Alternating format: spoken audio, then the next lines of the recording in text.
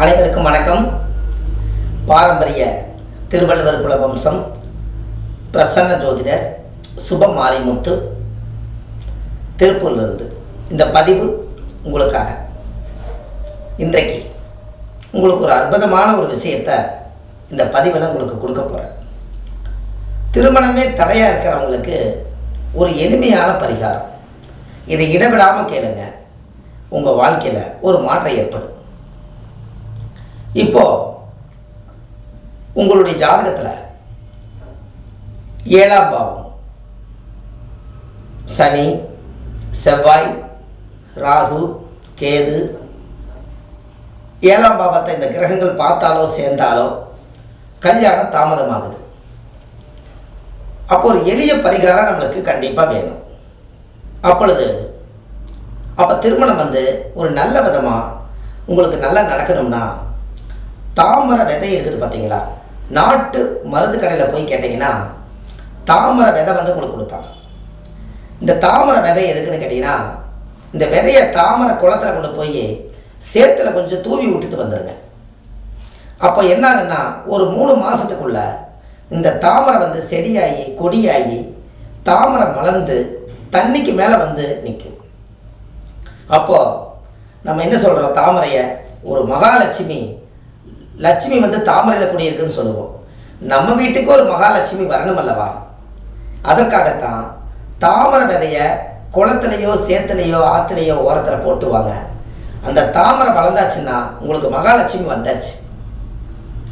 இது ஆதிகால பரிகாரம். அந்த காலத்தில் பார்த்துக்கிறீங்களா, தாமரை விதையை மாலையாக போட்டு ஜபம் பண்ணுவாங்க. முன்னோர்கள் அந்த காலத்தில் விதை கிடச்சதுன்னா வீட்டில் வச்சுருப்பாங்க. நீங்கள் ஏதாவது ஒரு பொண்ணு பார்க்க போனீங்கன்னா தாமரை விதையை கையில் எடுத்துகிட்டு போங்க. ஏன்னா அதை போட்டீங்கன்னா மகாலட்சுமி வருமல்ல. இப்போ நீங்கள் மகாலட்சுமி தானே பார்க்க போகிறீங்க. நம்ம வீட்டுக்கு வரக்கூடிய இது மகாலட்சுமி தானே சொல்கிறீங்க. மகாலட்சுமி எதில் குடியிருக்குது? தாமரையில் தான் குடியிருக்குது. அப்போ மூலாதாரத்தை பிடிங்க, விதை கையில் வச்சுக்கோங்கன்னு. இதை விட மகிழ்ச்சியாக இருக்குது.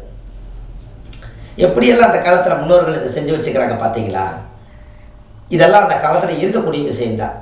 ஆனால் பாருங்கள், தாமரை அழகாக இருக்குது, ஆனால் அது வாழ்கிறது சேத்துல தான் வாழுது.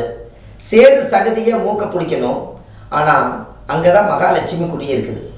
அப்படின்னா பாருங்கள், நாம் எதெல்லாம் வேண்டான்னு ஒதுக்குறோமோ அங்கே தான் மகாலட்சுமி இருக்குதுங்கன்னு. அதனால தான் மாலை நேரத்தில் குப்பையை கொண்டு போய் வெளியில் கொட்டாதீங்க. மகாலட்சுமி வீட்டை விட்டு வெளியில் போயிருப்பாங்க. மகாலட்சுமி அது சேத்துலேயும் ஜகதியிலையும் குப்பையில் தான் இருக்குது.